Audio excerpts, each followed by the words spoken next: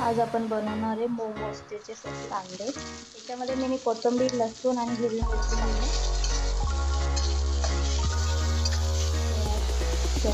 सोया टाकून घेऊ आपण। मोमोजसाठी लागणारी टॉपिंग 1 चमचा chilli flakes, soya sauce, chilli sauce 1 चमचा। मिक्स झाली आपली। आपण 2 मिनिटं याला वाफेवर हे करून घेऊया। झाले आपले 2 मिनिटं, याला 10 मिनिटं आपण थंड होऊ, मग आपण मोमोज बनवायला। हे बघा, मी मैदा अर्धा तास मुरत ठेवला होता। मैदा पीठ होताना फक्त पाणी टाकून दिलं, त्याच्यात काहीच टाकू नका।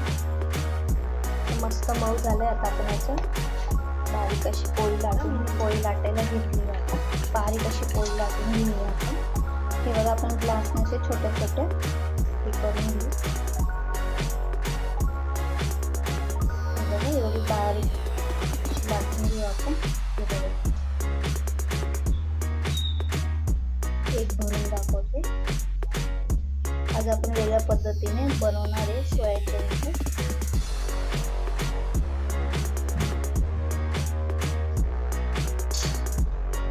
हे बघा, असं भरून घेतलं। तुम्ही जसा पाहिजे तसा आकार घेऊ शकता मोमोजचा। मी असा आकार घेते। पटकन नाही आपल्याला।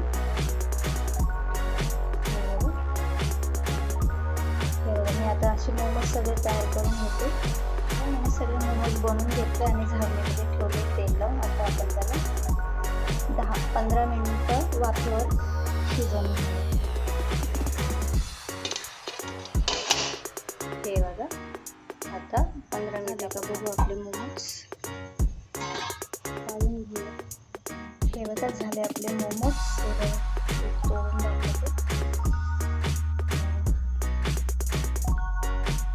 तुम्ही सॉस बरोबर खाऊ शकता। कसे वाटले सोया चंक्स मोमोज? आवडले असतील तर लाईक करा, शेअर करा, कमेंट करा।